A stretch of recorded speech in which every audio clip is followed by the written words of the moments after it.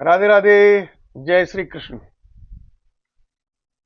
This video of mine has an option of choosing captions and subtitles in English language also।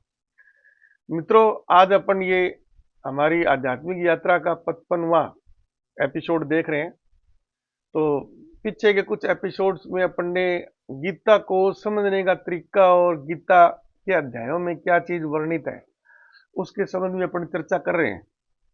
तो इस video में अपन अध्याय number 3, पहला अध्याय था अर्जुन विषाद, दूसरा अध्याय था सांख्य योग, जो उनके टॉपिक टाइटल है। तीसरा अध्याय है कर्मयोग। तो कर्मयोग वाले में अपन चल रहे थे। तो पीछे वाले एपिसोड में अपन ने 28वें श्लोक तक का अर्थ समझने की कोशिश की थी। तो अब अपन उसके आगे चलेंगे। तो एक बार शब्द से उसको वो समझना बहुत जरूरी है, वरना फिर वो अपना सारा ही गड़बड़ हो जाएगा उसका। तो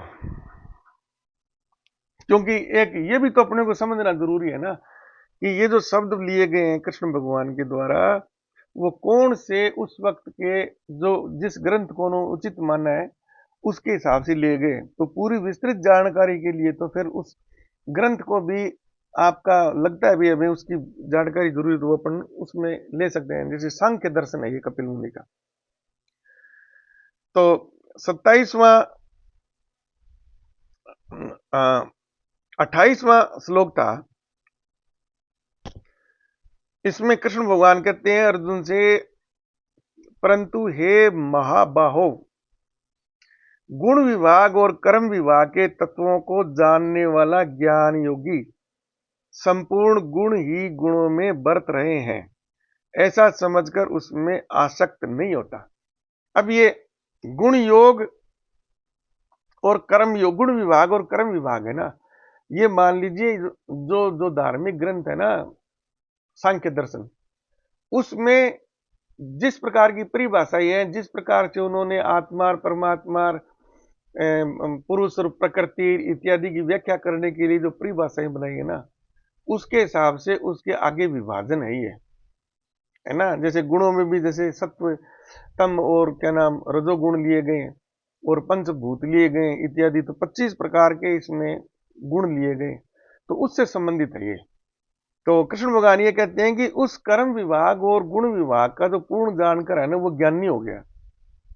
तो अंत में कोई सा भी आप ले लो धार्मिक ग्रंथ, सब में अंत में मोक्ष तक जाने की स्थिति का वर्णन है टोटल। इसमें भी पहले तो शुरुआत में तो सांख्य योग में पुरुष और प्रकृति है, और लास्ट में जब इस सांख्य योग का समापन होता है तो वहां पर कपिल मुनि इसी निष्कर्ष पर पहुंचते हैं कि जो इस पुरुष और प्रकृति में भी एक तत्व खोज लेता है ना, वो मोक्ष की स्थिति में है। तो वही बात आगे भौतिक अंत में सब है ना एक तत्व पर ही जाएंगे टोटल। चारों वेद तो बोल ही रहे हैं शुरू से ही। तो ये वेदों का ही तो ज्ञान है जो अलग अलग प्रकार से इन्होंने अलग अलग ग्रंथों में लिख दिया है, नई चीज कुछ नहीं है। तो 29वां श्लोक है, प्रकृति के गुणों से अत्यंत मोहित एवं मनुष्य गुणों में और कर्मों में आसक्त रहते हैं, उन पूर्णतया न समझने वाले मंद बुद्धि अज्ञानियों को पूर्णतः जानने वाला ज्ञानी विचलित न करे। तो बात वही है, जो इनका पूरी तरह से जानकार नहीं है वो क्या है कि अपने आप को इस गलत फहमी में पड़ा हुआ पाता है कि भी जो कर्म कर रहा हूं ना वो मैं कर्म कर रहा हूं, तो उसका रिजल्ट मिलेगा ना तो उसका जिम्मेदार भी वही होगा, और वहीं से ही वो उसकी आसक्ति है। तो ये नहीं होनी चाहिए। ये जब तक रहेगी ना आप मुक्ति प्राप्त नहीं कर सकते, समाप्त के भाव को प्राप्त नहीं कर सकते। मुझ अंतर्यामी परमात्मा में लगे हुए चित्त द्वारा संपूर्ण कर्मों को मुझ में अर्पण करके आशा रहित, ममता रहित और संताप रहित होकर युद्ध कर। अब कृष्ण भगवान ये यहां पर अर्जुन से कह रहे हैं कि तू कोई भी कर्म करता है ना उसको मेरे समर्पण कर दे, यानी युद्ध करता है तू, बोल यार मैं कुछ नहीं कर रहा, मेरे को तो कृष्ण भगवान ने कहा है और मैं युद्ध करूंगा। कोई मरता है जीतता है, कोई पाप पुण्य है तो उसका जिम्मेदार कृष्ण है, मैं नहीं हूं। तो वो भगवान की शरण में जाना हो गया। और इसके लिए भगवान ने बार बार बोला ये चीज, है ना, योग क्षेम वहम में हम, मेरे में तू समर्पण कर दे, मेरी शरण में आ जा, मैं तेरा ऐश्वर्य यानी तेरी जीत वगैरह की, तेरा ऐश्वर्य को कहीं पे भी कम नहीं होने दूंगा, इसकी मैं गारंटी देता हूं। ये सरल संस्कृत वाक्यांश का ये अर्थ निकलता है। जो कोई मनुष्य दोष दृष्टि से रहित और श्रद्धा पूर्वक होकर मेरे इस मत का सदा अनुसरण करते हैं, वे भी संपूर्ण कर्मों से छूट जाते हैं। परंतु जो मनुष्य मुझ में दोषारोपण करते हुए मेरे मत के अनुसार नहीं चलते हैं, उन मूर्खों को तो संपूर्ण ज्ञानों में मोहित और नष्ट हुए ही समझो। तो यहां पर कृष्ण भगवान कहते हैं कि जो मेरे में दोष निकालते हैं ना, कि ना ना ना ऐसा मत करना, कृष्ण की शरण में नहीं जाना, या कृष्ण की शरण में जाने से कुछ नहीं होगा, और तो वो मूर्खों की श्रेणी में ही है, उनका कोई भला नहीं हो सकता। सभी प्राणी प्रकृति को प्राप्त होते हैं, अर्थात अपने स्वभाव के परवश वे कर्म करते हैं। ज्ञानवान भी अपनी प्रकृति के अनुसार चेष्टा करता है, फिर उसमें किसी का हट क्या करेगा। यानी कृष्ण भगवान कहते हैं प्रकृति जो शरीर रचना अपने को मिली है ना, तो उसमें भूख भी लगती है, और उसमें काम की भी भावना जागृत होती है, सौंदर्य के प्रति आकर्षण भी होता है। ये जो काम वासनाएं है, तो ये तो इसकी प्रकृति के शरीर के साथ में है, तो जाएंगे उसके स्वभाव में, वश में होएंगे, है ना। तो जो मूर्ख है वो इसको समझ नहीं पाते हैं, और जो ज्ञानी है ना वो समझ जाएंगे कि ये काम वासना इत्यादि है ना, ये हमें क्या है कि उस निष्काम कर्म वाली स्थिति में जाने से बचा रहे हैं, पकड़ रहे हैं, ये जाने नहीं दे रहे, तो उससे वो उस प्रकार से फिर वो अपना सावधान रहता है। इंद्रिय इंद्रिय के अर्थ में अर्थात प्रत्येक इंद्रिय के विषय में राग और द्वेष छिपे हुए स्थित हैं। मनुष्य को उन दोनों के वश में नहीं होना चाहिए, क्योंकि वे दोनों ही उसके कल्याण मार्ग में विघ्न उत्पन्न करने वाले शत्रु हैं। तो कृष्ण भगवान कह रहे भाई इंद्रिय तो इंद्रिय है ना, वो तो क्या है कि अपना कर्म करेगी। वो तो जैसे आंखें हैं, तो आंखें क्या है कि सुंदरतम चीजों को और इस प्रकार के जो भी आकर्षित करने वाली चीजों को देखने का प्रयत्न करेगी, और आपका जो मन है ना, उसको भी उसी प्रकार से आकर्षित करनी पड़ेगी। अब ये आप पर है कि आप उस आंखों के वश में जाते हैं या नहीं जाते हैं। मान लो कि ऐसी कोई घटना हो गई, शर्मनाक घटना है, तो बहुत लोग हैं उसका देखकर आनंद लेते हैं। अब बहुत लोग इस चीज में समझदार हैं, तो वो कहते हैं यार अपने को कोई मतलब नहीं, तो आंखें बंद कर लेंगे या नजर झुका लेंगे या अपनी नजर नीची कर लेंगे, या देखे हुए को भी बिल्कुल अनदेखा के रूप में मान लेंगे जैसे मैंने कुछ देखा ही नहीं। तो ये है चीजें, इस प्रकार से निष्काम कर्म को मतलब अपन जा सकते हैं, कैसी भी घटना हो चाहे कुछ भी हो। अच्छी प्रकार आचरण में लाए हुए दूसरों के धर्म से गुण रहित भी अपना धर्म अति उत्तम है। खुद का जो ज्ञान प्राप्त किया हुआ है ना, अपना जो स्वधर्म है, वो सबसे उत्तम है। दूसरे के कहने के बातों में आकर अगर अपन उसका अनुसरण करते हैं तो वो अच्छा नहीं है, उसमें कोई भी कल्याण होने वाला नहीं है। अपने धर्म में तो मरना भी कल्याणकारक है, और दूसरे का धर्म भय को देने वाला है। दूसरे का अनुसरण करके जाएंगे, उसकी बातों में आएंगे, तो ये हमेशा डरे हुए रहेंगे। श्री भगवान बोले रजोगुण से उत्पन्न हुआ यह काम ही क्रोध है, यह बहुत खाने वाला अर्थात भोगों से कभी न आगाने वाला और बड़ा पापी है, इसको ही तू इस विषय में वैरी जान। तो इसमें सांख्य योग में ना 3 गुण माने गए हैं, सत्य और रज और तम। तो तामसिक प्रवृत्ति, सत्य प्रवृत्ति और रजो प्रवृत्ति, तो दो को तो उन्होंने स्थिर मानना है, एक दाईं तरफ मान लीजिए, एक बाईं तरफ मान लीजिए। रजोगुण है ना, ये गतिमान। तो ये रजोगुण क्या है कि दोनों में दोनों का अनुपात है ना वो गड़बड़ा देता है। वो तामसिक प्रवृत्ति की तरफ ज्यादा ले गया तो मनुष्य क्या कि राक्षस प्रवृत्ति का लालची झूठा और कपटी इस प्रकार का वो व्यवहार करता है, और सात्विक की तरफ चला गया ज्यादा तो फिर वो साधु सन्यासियों टाइप हो गया। तो इसमें एक निश्चित अनुपात रखना जरूरी है, और ये करता कौन है? ये रजोगुण करता है, जो मन के विचलन की स्थिति है। तो कृष्ण भगवान ये कहते हैं कि ये जो रजोगुण है ना, आपको क्रोध आ गया, गुस्सा आ गया, किसी के प्रति आपने घृणा उत्पन्न होगी, ये सब काम उस रजोगुण के कारण है। तो इस पर नियंत्रण करना जरूरी है।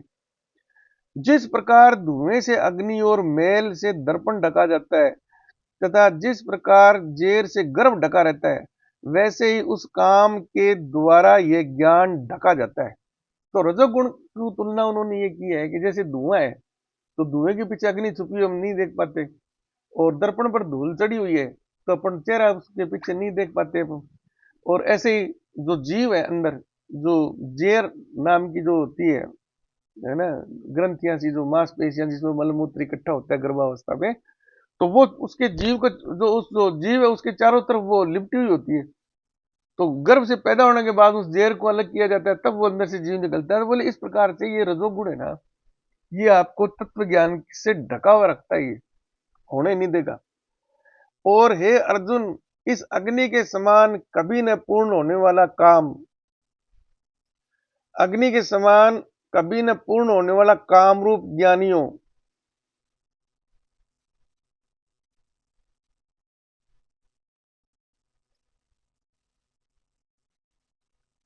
नित्य वैरी के द्वारा मनुष्य का कान ढका हुआ है। इंद्रियां, मन और बुद्धि, ये सब इसके वास स्थान कहे जाते हैं। यह काव इन मन, बुद्धि और इंद्रियों के द्वारा ही ज्ञान को आच्छादित करके जीवात्मा को मोहित करता रहता है। इसलिए हे अर्जुन, तू पहले इंद्रियों को वश में करके इस ज्ञान और विज्ञान का नाश करने वाले गहन पापी काम को अवश्य ही बलपूर्वक मार डाल। तो कहते हैं ये जो सब गड़बड़ है ना, ये रजोगुण जो है अपने इंद्रियों के अंदर ये करता है, तो सबसे पहले तो तूने इसको वश में कर। और जब ये वश में हो जाएगी तो ज्ञान और विज्ञान की हमें जानकारी प्राप्त हो जाएगी और सब चीजें हमारे सामने स्पष्ट हो जाएंगी। इसको तू बलपूर्वक जबरन खत्म कर, दृढ़ निश्चय करके। इंद्रियों को स्थूल शरीर पर यानी श्रेष्ठ, बलवान और सूक्ष्म कहते हैं। इन इंद्रियों से पर मन है, मन मन से भी पर बुद्धि है, और बुद्धि से भी अत्यंत पर है वह आत्मा। तो कृष्ण भगवान इनकी श्रेणियां बताते हैं कि इंद्रियों के ऊपर क्या होती है, बुद्धि होती है, और बुद्धि के ऊपर होती है आत्मा, बुद्धि के ऊपर होती है आत्मा। तो आत्मा में अगर आपका ध्यान रहेगा तो आपका ऑटोमेटिकली मन भी कंट्रोल में हो जाएगा, और आपकी बुद्धि भी कंट्रोल में हो जाएगी, इंद्रिय भी कंट्रोल हो जाएगी, सब चीजें कंट्रोल हो जाएगी। तो सबसे ऊपर वाली स्थिति से चलना है। इस प्रकार मन कहा, इस प्रकार बुद्धि से पर अर्थात सूक्ष्म, बलवान और अत्यंत श्रेष्ठ आत्मा को जानकर, इस प्रकार बुद्धि का उपयोग करके सूक्ष्म, बलवान और अत्यंत श्रेष्ठ आत्मा को, सबसे छोटा रूप बताया आत्मा का सूक्ष्म, सबसे बलवान है, सबसे श्रेष्ठ है, आत्मा को जानकर और बुद्धि के द्वारा मन को वश में करके, हे महाबाहो, तो इस कामरूप दुर्जय शत्रु को मार डाल। यानी बुद्धि का उपयोग करके, है ना, मन को वश में कर, और मन को वश में कर ले तो इंद्रिय अपने आप कंट्रोल में हो जाएगी। तब हे महाबाहो, तो इस काम रूप जो रजोगुण के कारण काम वासना उत्पन्न होती है, दुर्जय यानी जिसको जीतना बड़ा कठिन हो, दुर्जय शत्रु को मार डाल। तब तू क्या है, परब्रह्म का यानी मेरा साक्षात्कार कर लेगा, और तेरा ये सारा का सारा झंझट तो व्याधि ना खत्म हो जाएगी। तो ये कर्मयोग नाम का जो तीसरा अध्याय है, इसी के साथ ये समाप्त होता है। अब अपन चलते हैं आगे चौथे अध्याय में। चौथा अध्याय है ज्ञान कर्म संन्यास योग। तो अब कृष्ण भगवान इस कर्म योग को भी थोड़ा विस्तार देते हैं, इसको ज्ञान से भी जोड़ेंगे, और लास्ट में निष्काम कर्म की जो स्थिति उत्पन्न होती है ना, वो संन्यास की तरह है, वो यानी लिप्तता बिल्कुल बंद हो जाएगी। इससे क्या नाम, इंद्रियों से जो अपन जो कर्म करते हैं ना, उसकी फल की जो हेतु जो अपन बन रहे हैं जबरन, उससे बिल्कुल निर्लिप्त हो जाएगी, संन्यास की स्थिति है एक तरह से। तो ये चौथा अध्याय। तो भगवान ने कहा, कृष्ण भगवान बोले, मैंने इस अविनाशी योग को सूर्य से कहा था। सूर्य ने अपने पुत्र व्यवस्थ मनु से कहा, और मनु ने अपने पुत्र राजा इक्ष्वाकु से कहा, हे परपंत अर्जुन, इस प्रकार परंपरा से प्राप्त इस योग को राज ऋषियों ने जाना। यानी कृष्ण भगवान इसमें ये कह रहे हैं कि ये जो मैं ज्ञान जो तेरे को दे रहा हूं ना, ये ज्ञान मैंने सबसे पहले सूर्य को बताया था। सूर्य ने जो दो राजाओं के नाम लिए हुए हैं, ये रामचंद्र जी के पूर्वज हैं, इवाक्षु इत्यादि, इनको बताया था। और उसके बाद में ये ज्ञान है ना, ये लुप्त हो गया था। तो अब क्योंकि तू मेरा परम मित्र सखा है, इसलिए मैं तेरे को बता रहा हूं। इसके बाद में वह योग बहुत काल से इस पृथ्वीलोक में लुप्त प्राय हो गया। तू मेरा भक्त और प्रिय सखा है, इसलिए वही है पुरातन योग आज मैंने तुझको कहा है, क्योंकि यह बड़ा ही उत्तम रहस्य है, अर्थात गुप्त रखने योग्य विषय है। अर्जुन बोले, आपका जन्म तो अर्वाचीन अभी हाल का है और सूर्य का जन्म बहुत पुराना है, अर्थात कल्प के आदि में हो चुका था। तब मैं इस बात को कैसे समझूं कि आप ही ने कल्प के आदि में सूर्य से यह योग कहा था। तो अब अर्जुन अभी भी देखो कितना अंधेरे में है ना। अब आएगा वो अपने यदा यदा ही धर्मस्य वाला। तो कृष्ण भगवान ने कहा कि अर्जुन, वो अर्जुन बोलता है कि आप तो अभी पैदा हुए हो, मेरे हम उम्र ही हो, तो सूर्य तो पता नहीं कब का है, तो आपने कब बता दिया उस ज्ञान को और ये बातें आप जो बोल रहे हो।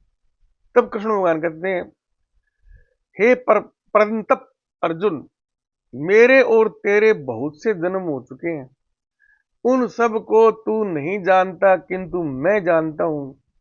मैं अजन्मा और अविनाशी रूप होते हुए भी तथा समस्त प्राणियों का ईश्वर होते हुए भी अपनी प्रकृति को अधीन करके अपनी योग माया से प्रकट होता हूं। तो कृष्ण भगवान यहां कहते हैं कि तेरे मेरे बहुत जन्म हो चुके हैं, लेकिन तेरे को कुछ याद नहीं है, लेकिन मेरे को सब याद है।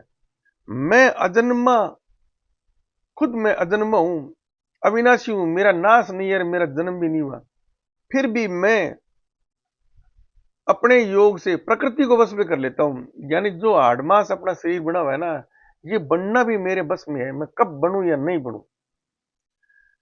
मैं योग में इस प्रकृति को अधीन करके अपनी योग माया से प्रकट होता हूं। मैं कि मैं चाहूं जब इसको कर सकता हूं, और अब मैं आया हूं तो उस योग माया से प्रकट हुआ हूं। यानी मैं उस अविनाशी अजन्मा ईश्वर है ना, मैं उसका अब तेरे सामने आदमी के रूप में अवतार हूं मैं।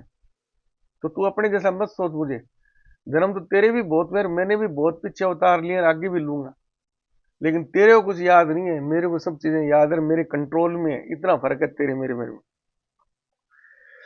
हे भारत, जब जब धर्म की हानि और अधर्म की वृद्धि होती है, तब तब ही मैं अपने रूप को रचता हूं, अर्थात साकार रूप से लोगों के सम्मुख प्रकट होता हूं। ये है जी जो गीता का सबसे ज्यादा प्रचलित है ना, कृष्ण भगवान का जो रथ पर बैठे हुए गीता ज्ञान देते हुए अर्जुन का चित्र बने ना वहां पर, यदा यदा ही धर्मस्य ग्लानिर्भवति भारत, है ना, वो जो संस्कृत का श्लोक है। तो ये दो छंदों में है पूरा, ये उसका अर्थ बताया गया कि जब भी धर्म की हानि होती है, मैं इस कर्म भूमि पर अवतार लेता हूं। अब यहां पर है ना, आपको ये एक सामान्य श्लोक नहीं है, इसके बहुत विस्तृत अर्थ है। सामान्य अर्थ में तो लोग यह क्या लेते हैं कि जैसे धर्म अधर्म क्या हुआ है ना, तो जो अपने ग्रंथ में पढ़ते हैं राक्षस और देवता, और वो देवताओं की राक्षसों की लड़ाई मान लेते हैं इसको। कभी राक्षस वो बड़े शक्तिशाली हो गए थे, जैसे वो रावण था, रामचंद्र जी आए और उसका विनाश किया। ये कंस वंश कई हो गए थे, तो कृष्ण भगवान आए और उनका विनाश किया। ये कोई एक पृथ्वी है क्या इस ब्रह्मांड में? ये एक छोटा सा भूभाग है क्या, भारत बोलते हैं जिसको? ये सारी घटनाएं यहीं हो गई, यहीं देवता आ गए, यहीं वो कर करा दिया। ये बहुत विस्तृत ज्ञान है। जो व्यक्ति खुद ये कहता है मैं कण कण में व्याप्त हूं, संपूर्ण ब्रह्मांड मेरे में व्याप्त हूं, तो वो व्यक्ति नहीं है, वो उस परम तत्व को पहचानने वाला, असल में परम तत्व क्या है उसका प्रतिनिधि है वो खुद। जैसे अहम ब्रह्मास्मि बोला था कृष्ण भगवान ने, बोले ये जो परम तत्व है ना, जिसको अपने भौतिक विज्ञान में फोर्स फील्ड, बोले वो मैं ही तो हूं, सारा ब्रह्मांड मेरे में। और उन्होंने अपनी योग विद्या से दिखा दिया अर्जुन को, कोई भी दिखा सकता है उस स्तर पर जाकर, ठीक है ना। तो अब यहां पर धर्म का मतलब उस सीमित अर्थ में मतलब आप अपने जैसे आप कलयुग का रोज ही रोना होते हैं, कि कलयुग में बहुत पाप बढ़ गया, बहुत अत्याचार, बलात्कार और चोरी डकैती, है ना, अन्याय होना हो गया। अब कृष्ण भगवान आ जाओ और कलयुग के रूप में आ जाओ और कलि अवतार के रूप में आ जाओ वगैरह। ये बहुत व्यापक शब्द है ये। धर्म का मतलब प्रकृति में, पूरे ब्रह्मांड में किसी भी प्रकार का इम्बैलेंस। धर्म का मतलब पूरी प्रकृति है। धर्म वो है जो धारण करने योग्य है। ये नियम भी, सिद्धांत भी, सब चीजें हैं, पर्यावरण भी, सब जीव जंतु, टोटल चीजें इसमें सम्मिलित हैं। आज मान लो कि प्राकृतिक रूप से चंद्रमा पर कोई परमाणु विस्फोट नहीं हो रहा है ना, वो पिंड इतना छोटा सा है, शांत है, वो ठंडा है अंदर से। पृथ्वी तो पूरी पूरी सूरज की तरह से अंदर से गर्म है। तो चंद्रमा और पृथ्वी के स्वरूप में बिल्कुल अंतर है। सूरज और पृथ्वी के स्वरूप में बिल्कुल अंतर है। तो आज अपन मान लो कि परमाणु विस्फोट करें, कहां करें? चंद्रमा पर, या माउंट एवरेस्ट पर जाकर वहां पर एटम बम ठोक दें, तो माउंट एवरेस्ट की प्रकृति तो नहीं है ना वो। माउंट एवरेस्ट की तो नेचर की जो स्थिति है कि वो इस जगह पर इतनी ऊंचाई पर है कि वहां हमेशा ही ठंड रहेगी, और आप कृत्रिम रूप से वहां पर जाके परमाणु विस्फोट ठोक दें तो क्या होगा? वो एक प्रकृति में इम्बेलेंस हो गया। तो कृष्ण भगवान बोलते हैं कि मैं आता हूं तब मैं उसको ठीक करने के लिए। इम्बेलेंस करने से क्या होगा? वो अथाह बर्फ जो हिमालय पर जमी हुई पिघलेगी, पिघलेगी तो क्या आएगा? मार के बाढ़ वगैरह, सदी नदियों नुकसान और कितनी चीजों का नष्ट, और कितने पेड़ पौधे, और है ना। तो वो क्या है, वो जो बाद में प्रलय आती है ना, वो उस परमाणु बम का प्रतिबिंब। तो ऐसी जब कोई विकृति उत्पन्न होती है कहीं पर भी, तब मैं अवतार देता हूं मैं। और इसमें कृष्ण भगवान जो अवतार का बोल रहे हैं ना, तो वो उस महाशक्ति का प्रतीक है जो मानव के रूप में आएगा। मानव के रूप में आएगा तो मानव की तो खुद की अपनी हाथ पांव इत्यादि की सबकी सीमाएं है ना। तो वो इतना है कि पथ प्रदर्शक होगा। वो उस पथ प्रदर्शक के हिसाब से ने अपनी शक्ति का वो बढ़ाएगा। जैसे कृष्ण भगवान खुद भी एक थे तो मानवीय, ये तो है नहीं कोई 10,000 हाथियों जितना उनमें बल था। तो उन्होंने अपनी सेना बना रखी थी जिसको नारायणी सेना बोलते हैं। तो मरने मारने के लिए लोग तैयार थे। ऐसे ही कि कलयुग का जो कल की अवतार आएगा ना, वो इसी रूप में होएगा। वो एक इतना प्रभावशाली आदमी होगा कि उससे पूरे दुनिया के देश प्रभावित होंगे। उससे पहचान होएगी ये कल्कि का अवतार हो गया। तो ये इतनी गूढ़ बातें हैं ये। तो यदा यदा ही धर्मस्य ग्लानिर्भवति भारत है ना, ये जो संस्कृत का श्लोक है, इसमें धर्म का बहुत सीमित अर्थ में मत लें आप इसको। ये पूरे ब्रह्मांड की बात हो रही है, वहां पर एक पृथ्वी की बात अपन कैसे कर सकते हैं? तो ऐसे समझनी पड़ेगी आपको गीता। फिर उसका जो दूसरा भाग है,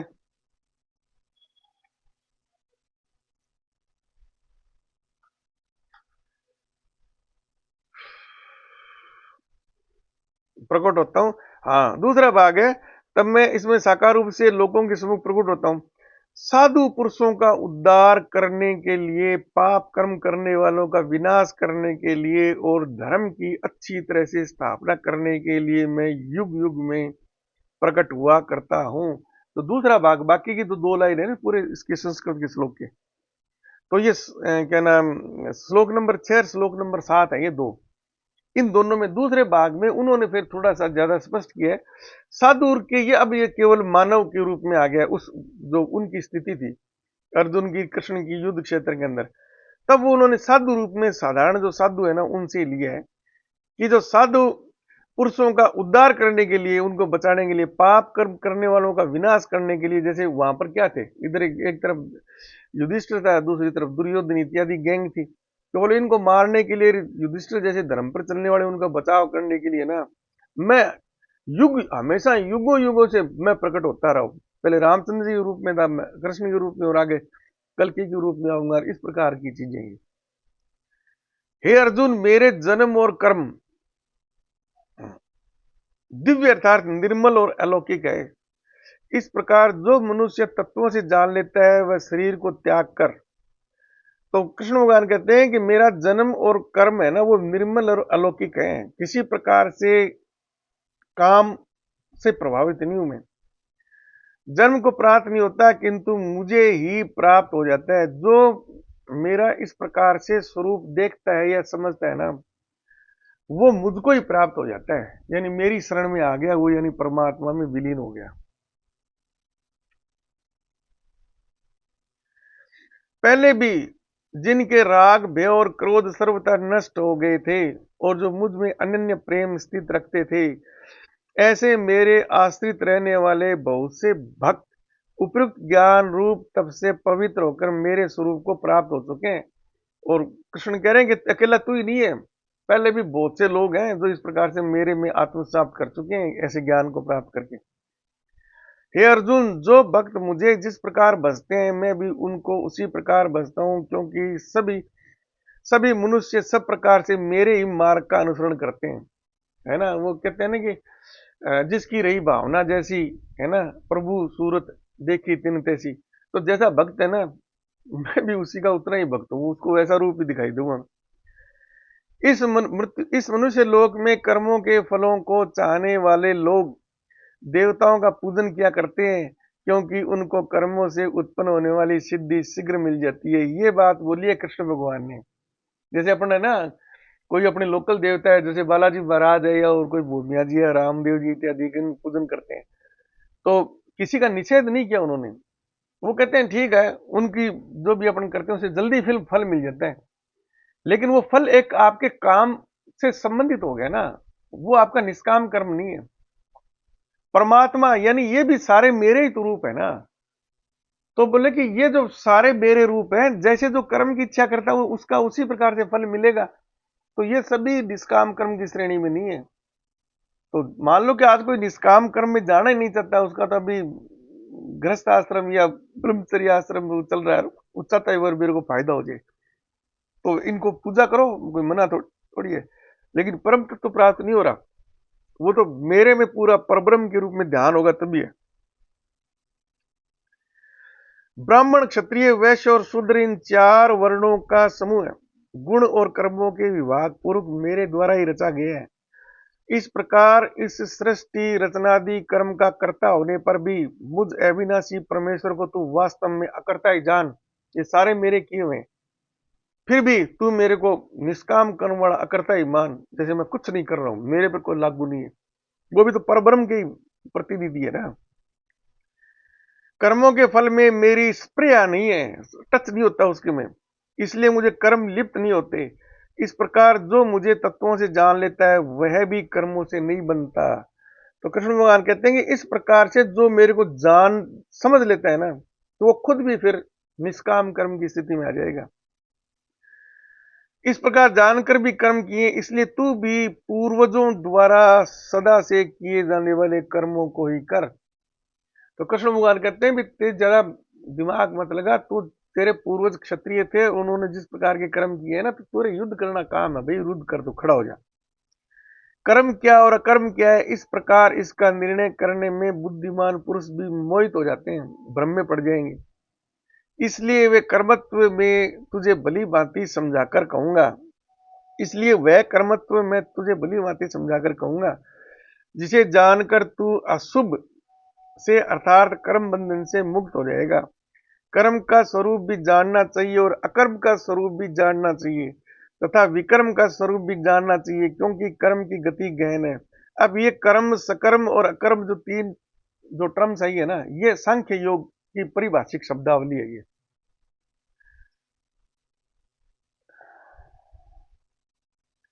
जो मनुष्य कर्म में अकर्म को देखता है और जो अकर्म में कर्म को देखता है, वह मनुष्य में बुद्धिमान और वह योगी समस्त कर्मों को करने वाला है। तो बात वही होगी, चीज वहीं पर ही आ जाती है, निर्लिप्तता नहीं होनी चाहिए। कोई आपको लग रहा है भी आज की तारीख में अकर्म है, जैसे युद्ध क्षेत्र में अपन सोचते हैं किसी आदमी को मारना, तो वैसे तो जीव हत्या हो गई ना, पाप है, लेकिन युद्ध के क्षेत्र में शत्रु रूप में है तो वो उसका पाप का भाग्यभागी नहीं बनेगा।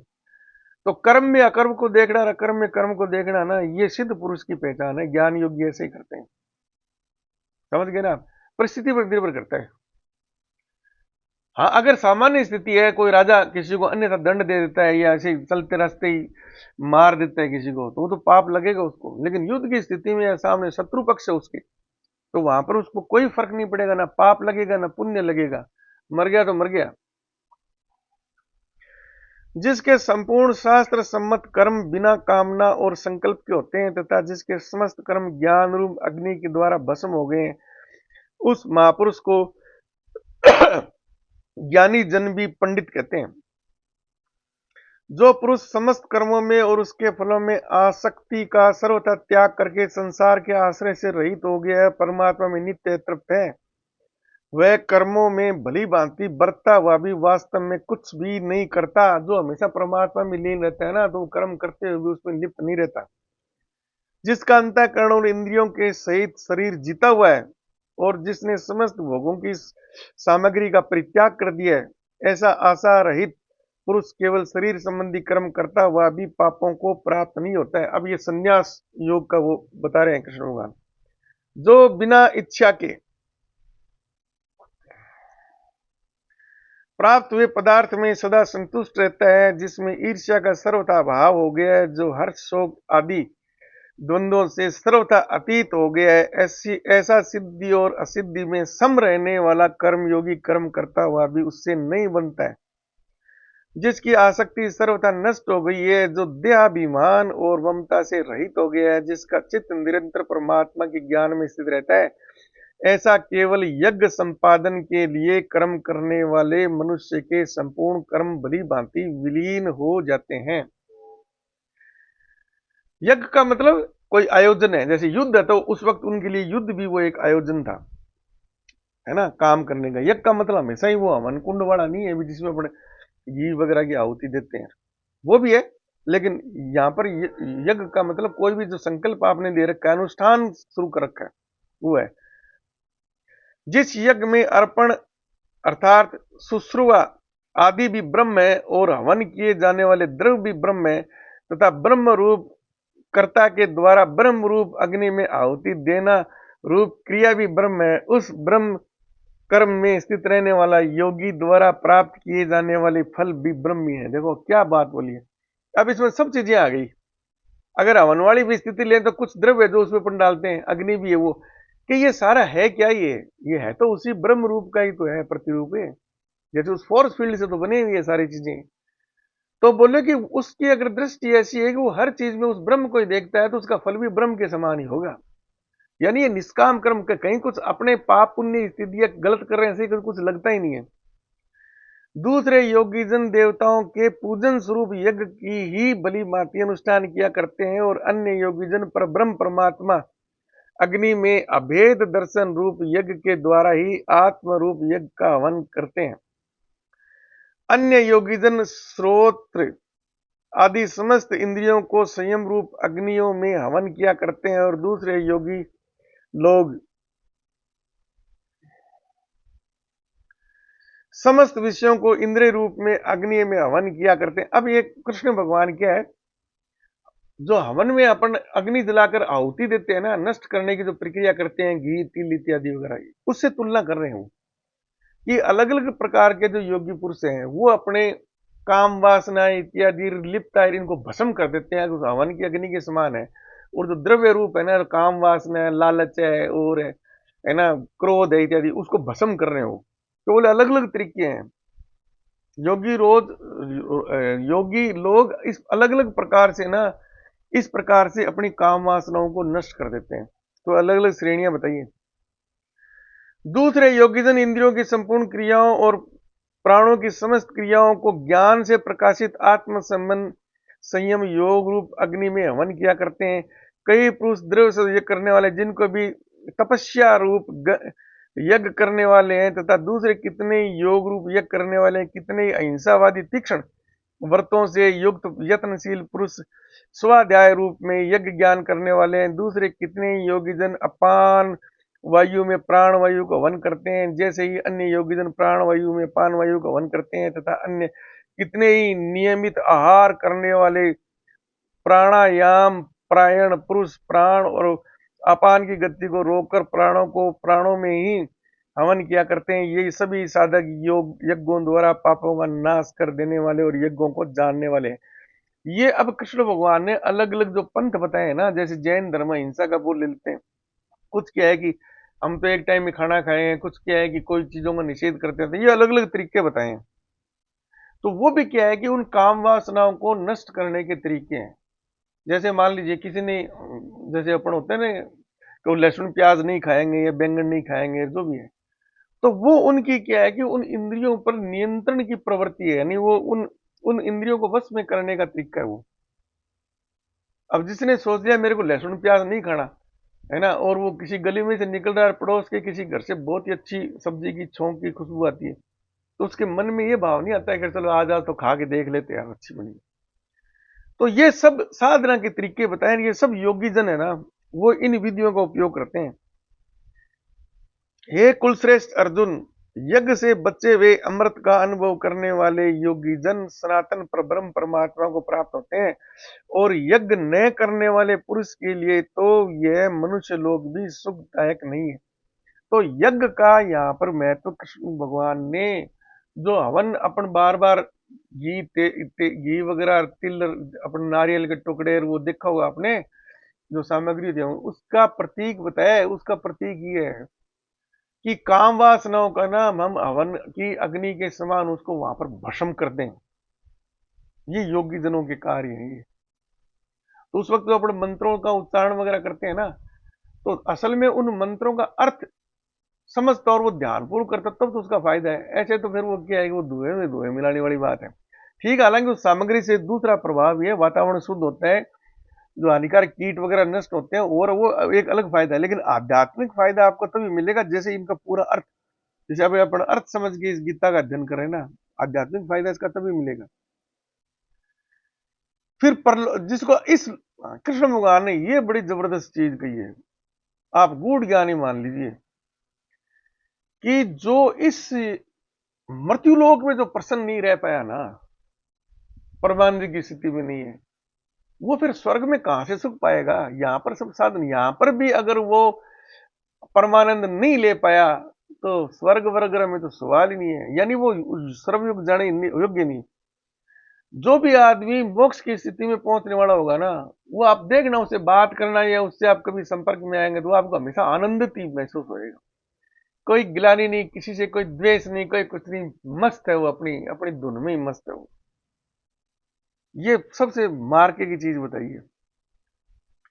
कितना भी लोगों के दिखाने के लिए ज्ञान प्राप्त कर लिया, कितने भी दान पुण्य कर दिया, कुछ भी कर दिए, लेकिन अंत समय के लगभग उसका अगर वो हल्की सी भी उसमें किसी चीज का अफसोस है ना, कि भी हल्का सा भी, कुछ लोग बोल देते हैं कि और कैसा है, और है, आप क्या चाहेंगे, वो चाहेंगे, और है ना, तो बोलते हैं आप अपने जीवन से कितने संतुष्ट हैं, और है। तो वो अगर गलती से ये भी बोल दिया ना कि मैं चाहूंगा अगर ईश्वर मेरे को दूसरा जन्म देते तो मैं क्या, कि यही जैसे धर्मेंद्र से किसी ने पूछा था कभी आप जवानी में इस प्रकार से हैंडसम थे, इतने प्रसिद्ध थे, और तो बोले कि आप क्या, बोले कि मैं वापस धर्मेंद्र ही बनना चाहूंगा।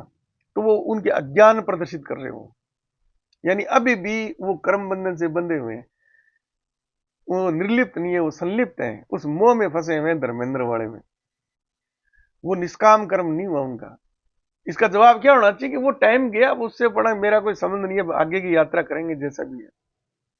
यानी अभी भी उस धर्मेंद्र वाली छवि से उभर नहीं पाए हो, उनका अभी पूरा उनका अफसोस है। हो सकता है ये हो कि 10 15 20 फिल्में और कर सकता था, या और जो भी उनके लव अफेयर से 5 7 और कर सकता था।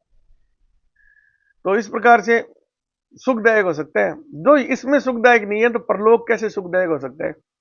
इसी प्रकार और भी बहुत तरह के यज्ञ वेद की वाणी में विस्तार से कहे गए। अब कृष्ण भगवान कह रहे हैं कि ये जो मैं ज्ञान दे रहा हूं ना, ये सारा वेदों का ज्ञान है, मैंने तो थोड़ा बताया है, और अलग अलग प्रकार के यज्ञ योगी जन ने तो विस्तार से तो वेदों में बताया गया है। उन सब को तू मन इंद्रियों और शरीर की क्रिया द्वारा संपन्न होने वाले ज्ञान इस प्रकार तत्व से जानकर उनके अनुष्ठान द्वारा तू कर्म बंधन से सर्वथा मुक्त हो जाएगा। अनुसरण कर उनका। हे प्रथम अर्जुन, द्रव्य में यज्ञ की अपेक्षा ज्ञान यज्ञ अत्यंत सर्वश्रेष्ठ है। ज्ञान प्राप्त करो सबसे पहले, तथा यावन्य मात्र संपूर्ण क्रम ज्ञान में समाप्त हो जाते हैं। उस ज्ञान को तू तत्वदर्शी ज्ञानियों के पास जाकर समझ।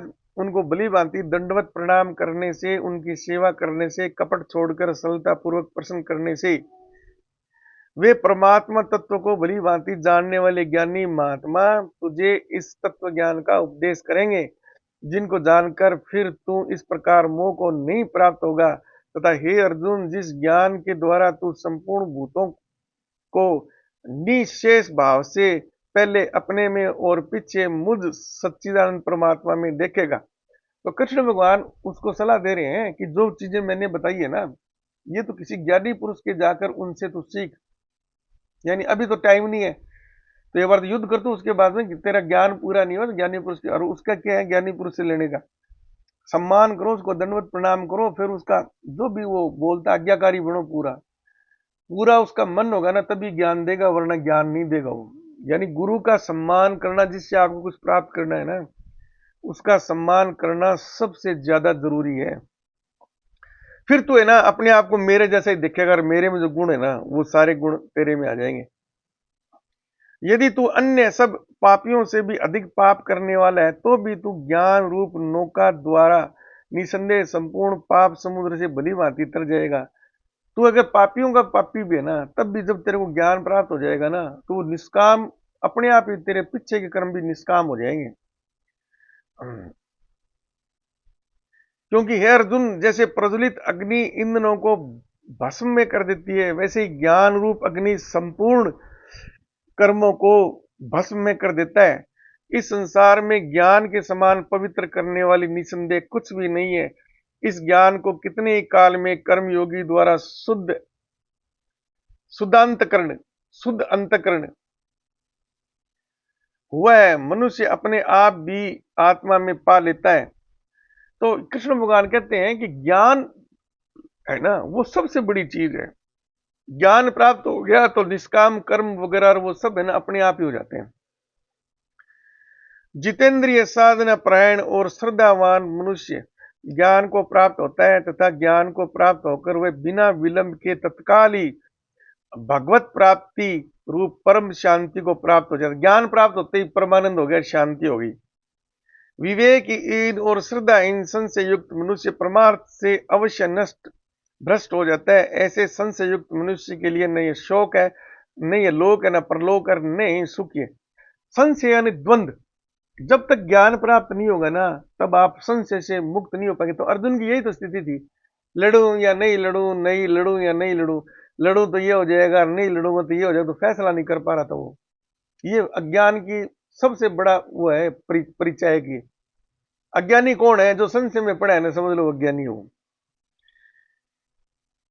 हे धनंजय, जिसने कर्म योग की विधि से समस्त कर्मों का परमात्मा पर अर्पण कर दिया है, जिसने विवेक द्वारा समस्त संशयों का नाश कर दिया है, ऐसे वश में किए हुए अंतःकरण वाले पुरुष को कर्म नहीं बांधते। इसलिए हे भरतवंशी अर्जुन, तू हृदय में स्थित इस अज्ञान जनित अपने संशय का विवेक ज्ञान रूप तलवार द्वारा छेदन करके समस्त समत्व रूप कर्मयोग में स्थित हो जा और युद्ध के लिए खड़ा हो जा। कहने का इस द्वंद से उबर तू सब, युद्ध के लिए तैयार हो जा, समत्व को प्राप्त कर युद्ध के लिए तैयार हो जा। और इसी के साथ ये चौथा अध्याय समाप्त होता है और वीडियो भी अपनी यहीं पर अपना समाप्त करेंगे। धन्यवाद। वीडियो को अधिक से अधिक शेयर कीजिए, लाइक कीजिए और सब्सक्राइब कीजिए।